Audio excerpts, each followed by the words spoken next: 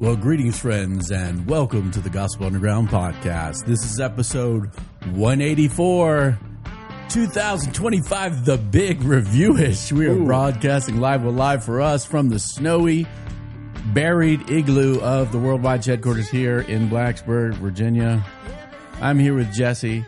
I did not plow my step outside of the shed quarters. Because I trusted he would not be like a New Jersey person and sue me if he fell down. Neighbors and friends shouldn't sue each other. That's right. I did almost fall down though. That's right. Yeah, I might have come in a foul mood. When I first moved to New Jersey, I was in a gym working out, lifting with a friend, and there was this guy who was like, "Oh yeah, yesterday I got this thing. I was coming off a bus and the guy almost hit me. I think I got a lawsuit." I'm like, That's crazy. What is this mentality? It's like, it's a real thing, man. So we're not hitting the jackpot of a New Jersey slip and fall, but we did have a lot of snow, not as much as we thought.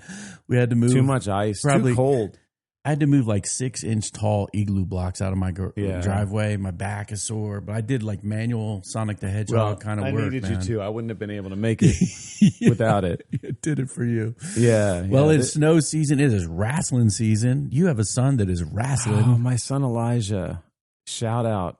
I'm excited, man. He's 16. He's never wrestled before in his life, other than like he was always one of those kids that would be like scrapping in the bunk room during soccer tournaments and camps and stuff. And he got kind of invited in by some friends. And he's a sophomore. He's a sophomore. Oh, he's got 2 more years. Yeah, he's a sophomore.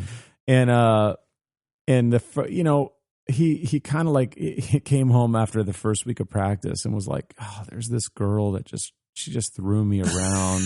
I was like, "Well, don't let that happen again." Yeah. But since then, man, he's been like just when you have some aptitude, and he's an aggressive kid, and he's wrestling 126, but he's like strong and tall for 126. He's just like a sponge. So he his first meet, he just he kind of just got ragdolled, and since then, man, he went, I think, maybe 0-2, and now he's 14-4. That's all right, man. Well, if you're starting wrestling when you're 16, Southwest Virginia is a pretty good place. It's a good place to start. Yeah, you can tell when there's occasionally a kid in a meet who knows what they're doing, who you're going, all right, he'll probably wrestle D3, and they just kill everyone. Everybody. Yeah. Elijah's got a kid on his team who's state champion and is like 25-0 this year at 190. Big kid, huh? Probably he's about to have to wrestle your Roby's son. Oh, 175, yeah. Oh, there once no. Yeah. I think Roby's kid went up. Oh, did he? Like in the last week or two. This is some insider baseball talk here, or wrestler talk, but local. Let me just say, Jake Roby's about to whip that. He's about to do work. So our kid, his dad's the coach. Okay, so he's pretty good then, probably. No, he's good, but I think even his dad was like, well, he'll probably lose one this season, because they're about to wrestle on Friday, I think. And, that's awesome. I think it's a big step up in competition. It is.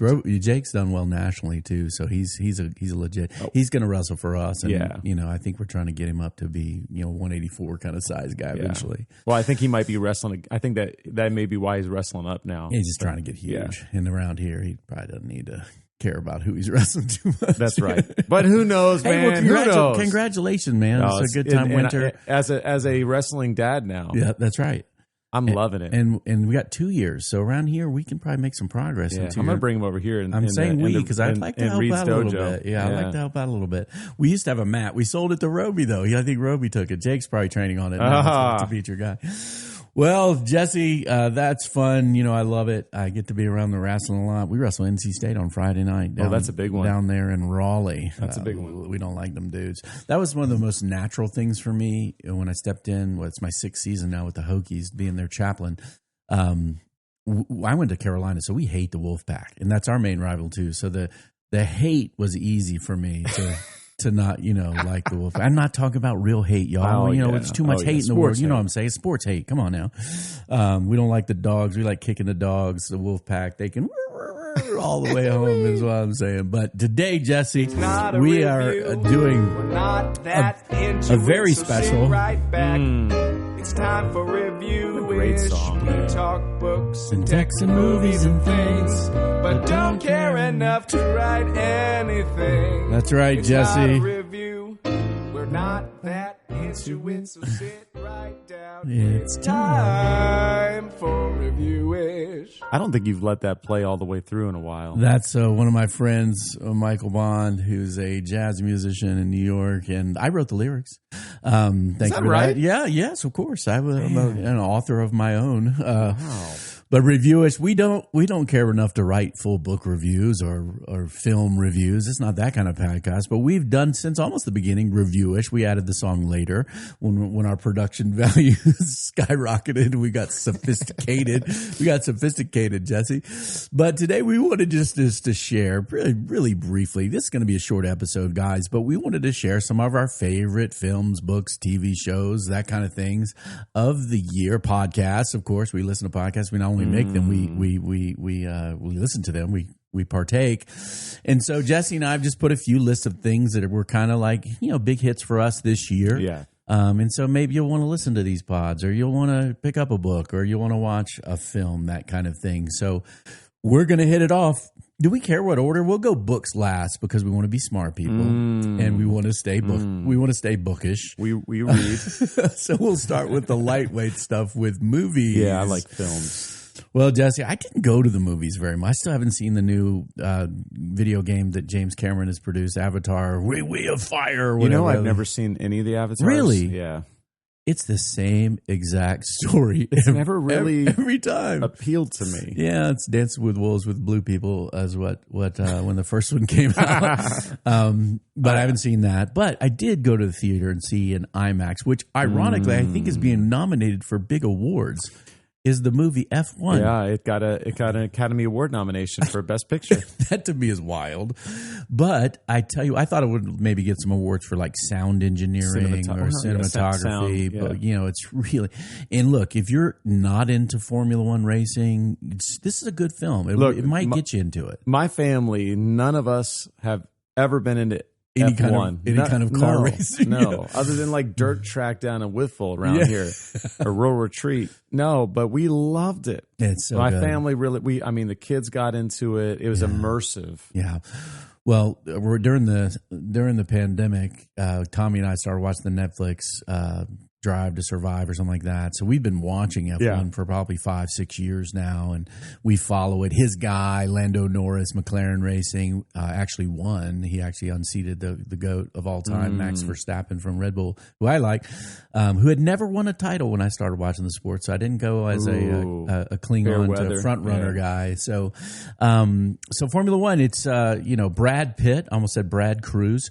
Brad Pitt is one of the headliners on it. Yeah. It's wonderful. Young guy, old guy, sports movie. If you like any of that, mentor, mentee, young up and coming talent kind of movie, it's wonderful. Wonder if they had a little love story in there, I think. Maybe just a little bit of love story. Yep. Yep. But also, good news, Apple TV, used to be Apple TV Plus, Apple TV is getting Formula One away from ESPN. ESPN lost Formula One to Apple. And we're excited about that, Jesse. So that's my film pick of the year of 2025 is Formula One. Maybe that shows that I'm shallow, but it's Academy Award. No, come on, dude. That was a great film. Now, I'll take us a little deeper. My film I'm bringing to the table, also nominated for an Academy Award for Best Picture. No chance of winning it. Same with F1. Is Train Dreams. Now this is a Netflix made production. Yep. Okay. Which usually would. I don't know if you've seen The Rip.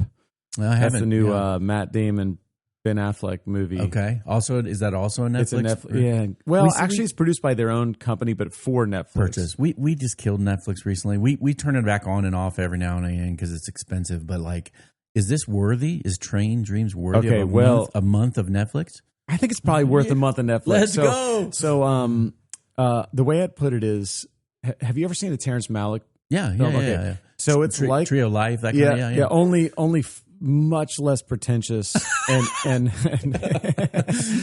like it captures the sort of immersive beauty and wonder without becoming a sort of self-referential. Right. You know, only a few people understand what we're. So Train Dreams is like, it's capturing this time between, you know, horse and buggy. The protagonist is sort of making sense of life and suffering in the Pacific Northwest as sort of a self-made logger, you know, someone working in the woods, and then sort of making sense of progress and his place in the world. So that's all I need to say. I'll make a quick shout out to say that the book is even more detailed, magical. The book's it's a novella. You could listen to it in 3 hours. Okay.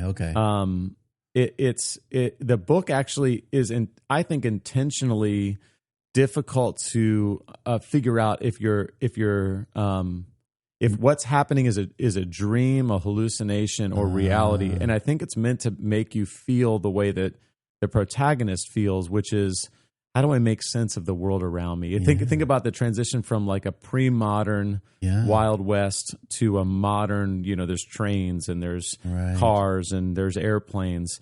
And I'll make a quick shout out for the book. The narrator is Will Patton, who played the white coach in Remember the Titans. Oh, very good character actor. Dude, he might be the best narrator. It's phenomenal, his narration. So there you go. We definitely, the narrator doesn't make a bad audiobook, but boy, if you have a bad narrator, you can't listen to it. So I love a good narrator. Oh, and you know, he's also the narrator in the film. So he, you know, so great on the audiobook. Nice, very he does nice. The film too.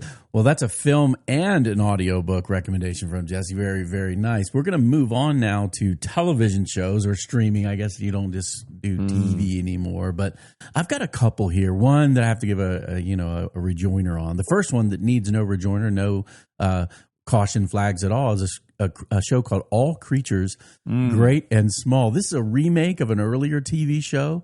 You can get this from PBS Passport. That means you got to give $5 to your local PBS station if you can do that. It's on Masterpiece Theater there. It's a British show. Yeah. That actually comes out in the fall and goes towards Christmas time in England. I have a friend who lives in London. He always gets to watch it first. And then it comes to the streaming here around January. And so we just finished season 6 of All. It's about a genteel life of veterinary people in the Yorkshire Dales countryside of kind of between World War I and II it starts. Okay. And then is now in post-World War II England. Love this show. We just watched the trailer for season 1 last night as a family and said, this is going to be our show. Family show. 100% family show. Going to watch it with all our kids. Now, probably not going to watch this next one with my 8-year-old. No, the next recommendation. But these two shows, Jesse, are probably getting close to my 2 favorite shows of all time, not just 2025. The second recommendation you can't watch with little kids. You only can watch it with your grown-up kids. It's called The Bear, a Hulu FX kind of show about a Chicago beef restaurant in Chicago. This show, man, it's about it's about trauma. It's about family. It's about overcoming. It's about relationships, beautiful multi-ethnic relationships, and trying to build in a world that's broken and chaotic. Love The Bear. Here's the real caution flag. Tons of terrible language. It's just like, it's just raw on the streets in Chicago. So if you're not, if language, my wife wouldn't watch it for a while. Now she watches it with us and has appreciated the nuanced emotions and character depth of The Bear, but it is raw. Language is terrible. You can't watch it with your 8-year-old or around them. Right. It's just flying like crazy, but incredible performance, Emmy Award winning. And most people who watch it, except for one of my friends who's a therapist, he's like, I can't at least go watch people's trauma for my entertainment. I'm not going to do it. So he doesn't like it. But other than that, The Bear, highly recommended. And my final shallow TV pick, UFC, is on Paramount Plus, Jesse. So I saw that. If you like Ultimate Fighting, pay-per-view is gone. If you do Paramount Plus, as our family does for the Champions League of Soccer from England, from Europe, now UFC. If you like such things, I like it because I was a wrestler. Paramount Plus, man, it's a good thing, and you can watch people smash each other in the face if you don't think that's ungodly thuggery, like my wife does. I like it as a competitive exercise with rules that can train people. Anyway. All right. All right. Podcasts. Reed, I don't really listen to podcasts. And you don't watch TV because I gave all the TV reviewishes. Well, I did watch Pluribus. Yeah, I gave up on Pluribus pretty quick. But I didn't want to review it or recommend it. Yeah, I don't recommend it. Tommy and I were starting it because we like sci-fi. We like Gilligan or whatever his name is. Vince. But it was just too much pushing an agenda that we're not with, and so we quit on Pluribus. Look, that's why. You pushed me to even mention things. I watch things. I just don't always like them. Yeah. Okay, podcast. Same with podcasts, bro. Yeah. I listen to fantasy football podcasts and the daily. There you go. And the daily. Well, I don't know if I want to review them. What's your favorite fantasy footballers? Okay, fantasy footballers. It's kind of a little like it's much more entertainment than it is like nerd. Like analytics. Stuff. I mean, it's analytics, but it's just like their production value, the entertainment, the bits. The three of them are friends. So they got good chemistry. Yeah, it's fun banter. to listen to. So that's my thing. And I do listen to the Daily Liturgy. So let's roll into that. Yes, that's one that Jesse and I both wanted to recommend. Yeah. The Daily Liturgy podcast from Coram Day Church in Omaha, Nebraska, where my son Nick and my daughter Kayla, my son-in-law. They go there now. They're becoming members at Coram Deo Church, and we've listened to this for years. It's a wonderful, just simple Reformed liturgy where you have Old Testament readings, prayers, confessions, and affirmations, New Testament readings, as well as a psalm every day. And it's for centuries upon centuries before Gutenberg, the Bible was, and I think still should be, an oral event and something that you hear. Yeah. Right. Even the Shema, the Old Testament, Hear, O Israel, the Lord your God, the Lord is one. Listen up, right? They would read in the congregation of the saints, songs, hymns, spiritual songs, scripture reading, commit yourself to the public reading and teaching of scripture, and prayers, as Paul said to Timothy. So the daily liturgy is a wonderful time. Maybe your times with the Lord are a little stale now. It's a wonderful thing to get quiet. Yeah. Use about 12 minutes or so. Just to listen to the word of God. Now, we will give a little bit of a thing. There's 4 or 5 different readers. One of them super slow. Yeah, if you don't like one of them, I'm not going to say who, but if there's someone you don't like me. I like him. I just think he needs to be listened to. I'm not saying it's him. I'm just saying it is him. He is him.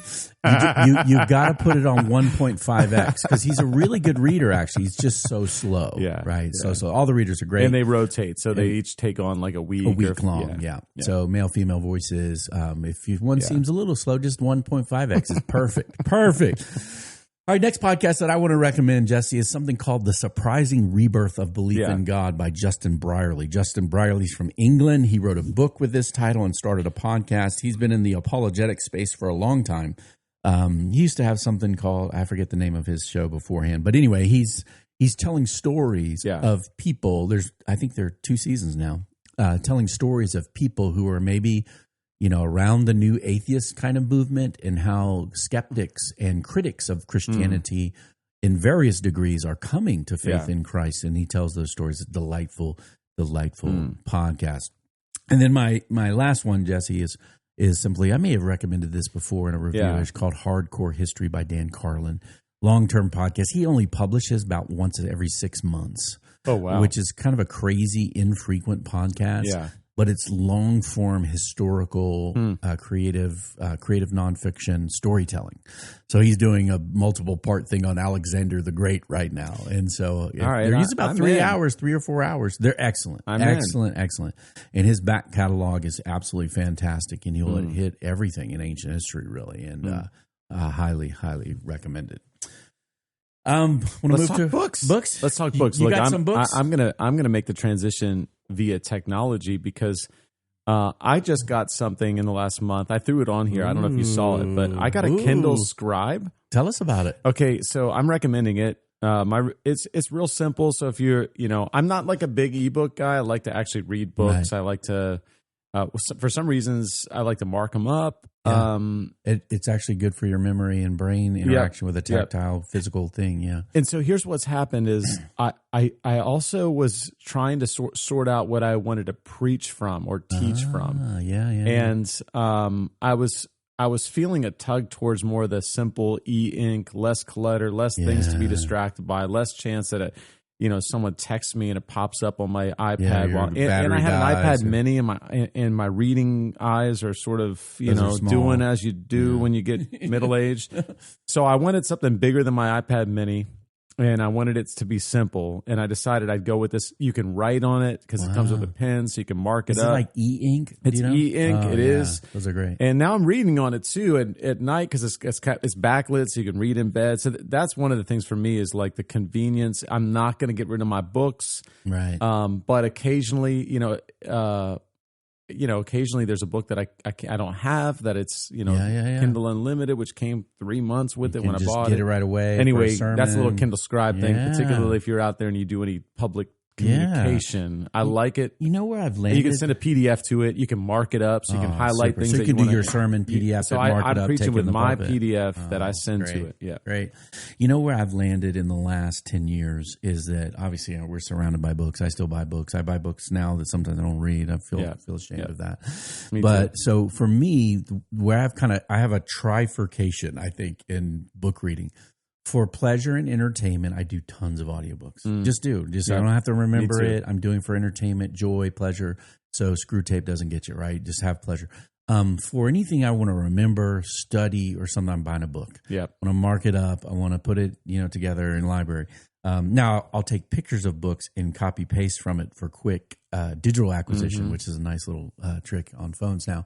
And then for me, reference materials, for the most part, except for this Psalm commentary I just bought, I'm doing that in Logos or, searchable, quick, studyable things. So I can pull up a passage on Joshua 2 or something and pull up a whole bunch of stuff. Yeah, I like that. Yeah. I like that. Hey, that's a reviewish for your system. So not even giving up books, right? But yet trying to use all the different things. So Kindle Scribe, highly recommended by Jesse Bury. Preachers. Some people don't like the I'm way. not even sponsored. You're not even sponsored. I should try for a sponsorship. We're not doing, Jesse, we're not monetized. I've never monetized I don't even know what it would look like. We have a joke around our podcast because our podcast has. Just so you're listening, you're not alone in listening to this podcast. We make this for you and you only. You're far from alone in listening to this podcast. Yeah. We have a lot of listeners, and at the level where most podcasters would say, we got to make money off of our audience. We're not doing that to you. We will reviewish things we like and talk about those things, and we'll take somebody wants to make a donation to the Gospel Underground. Donations are fine. Yeah. If you listen and like to make a donation, you know what to do. Yeah. But we're not trying to have ads for Palmolive soap or something on our thing or for seminaries or whatever. I just don't want that to be here. So we're not doing that. Hey, I'm sorry I even brought it up. Okay? Kindle Scribe, unsponsored recommendation. Just buy it yourself. That's what Reviewish is all about, Jesse. All right, any books you're reading? Fiction, nonfiction? One set that's not new. Okay, so this is just new to me. Yeah. But in 2025, I picked up the Lord Peter Wimsey detective novels by Dorothy Sayers. So Dorothy Sayers was one of the Inklings. Yes. I think the only woman. Inklings of Oxford. With her Tolkien. Her essay launched the modern classical, the lost tools of learning. The lost tools of learning, and then she's great on vocation. She's got an essay called Why Work, I think is what it's called. Yeah.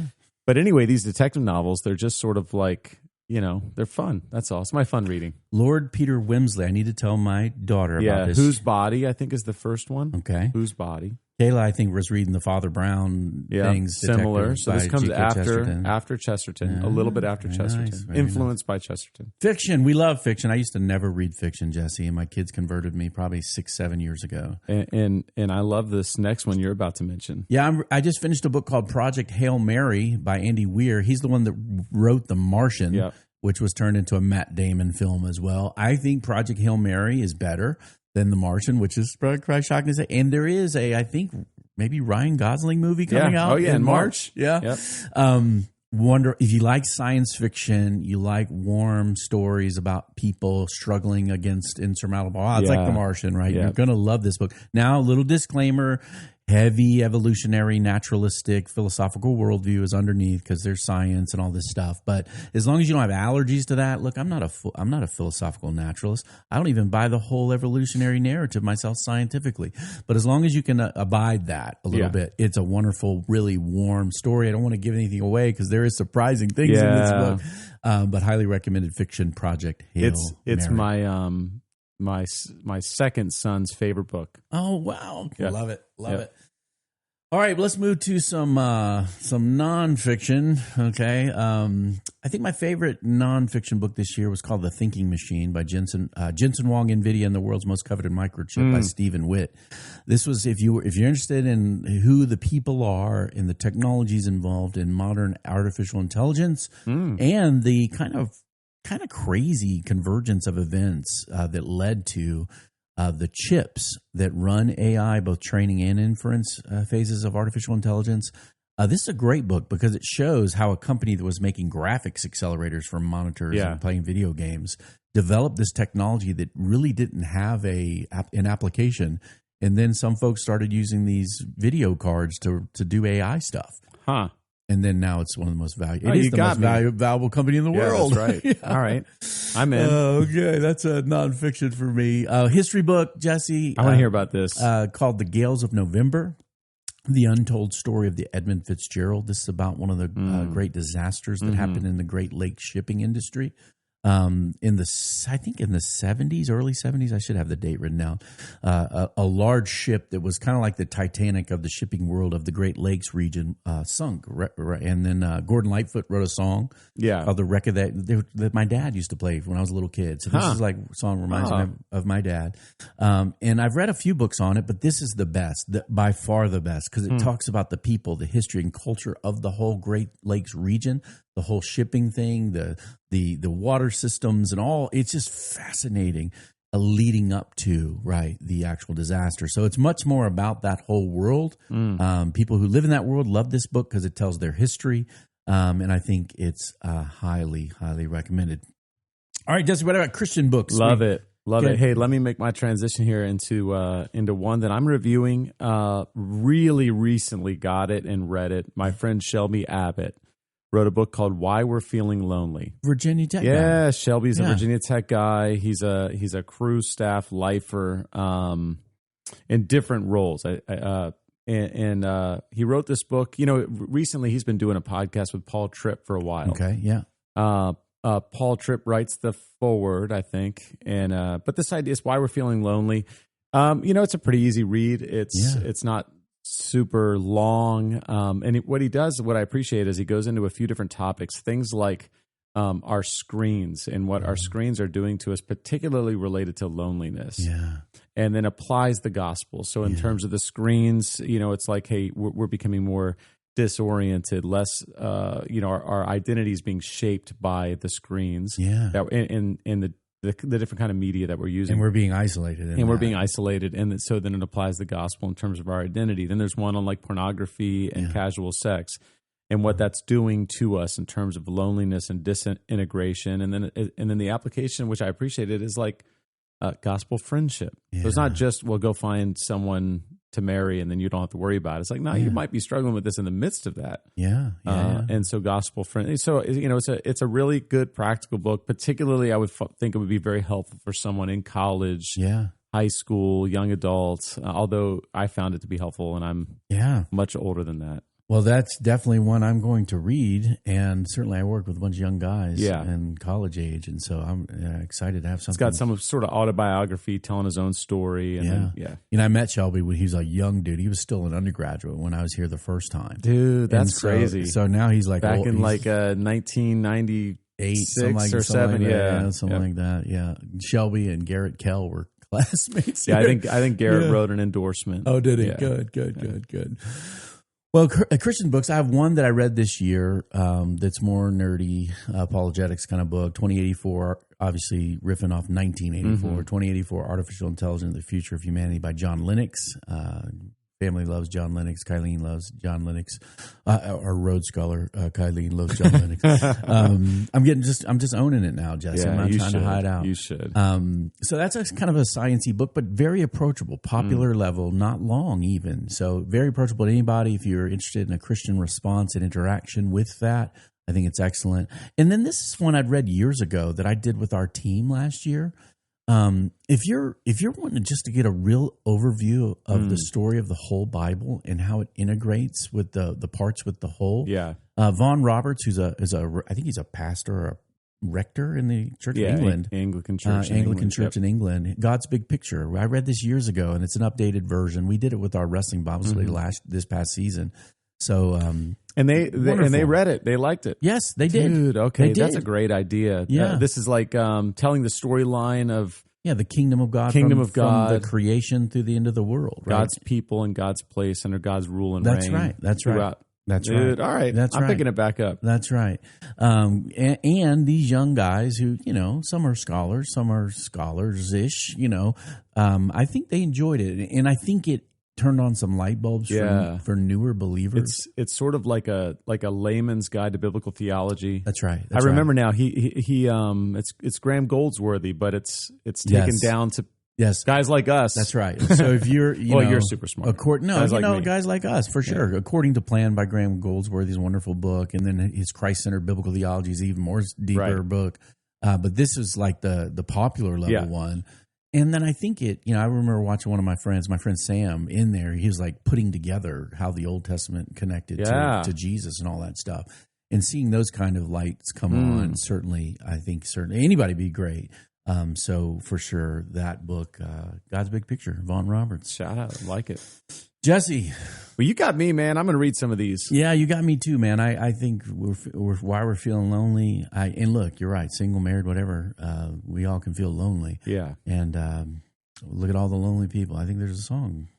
There is. And, even like Jonathan Haidt and some of the sociological kind of data coming out of young people in particular. But we're lonelier than we've ever been, and yet we're more connected. I'm putting scare quotes on that than anybody ever. Right? We can access anybody anywhere. That's right. That's the idea of the book is what's going wrong. One of the fascinating things, I did a parenting and technology thing at our church on Saturday this past weekend, and one of the things that we all know, the year the iPhone was invented or when it was launched, 2007.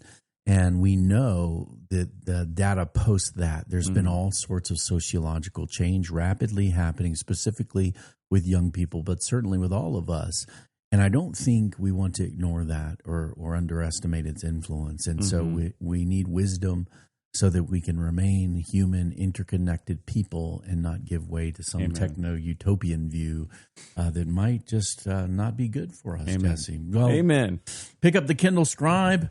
We are about out of here, I think. Jesse, you got anything left for us? No, man. I'm excited to record again soon, though. Let's go. Yeah, we're going to finish out the Golden Rule series, one more episode, and then we're going to take a different direction. We'll let you know here soon. But the Gospel Underground podcast is co-sponsored by Jesse and me, the Bonhoeffer House, and the Gospel Underground. Send your feedback, questions, anything you want us to talk about, questions you might have. Something you want to reviewish with us, send it to info@gospelunderground.org. We're a dialogue taking place in the borderlands between the church and culture. We hope to see you out there. Peace.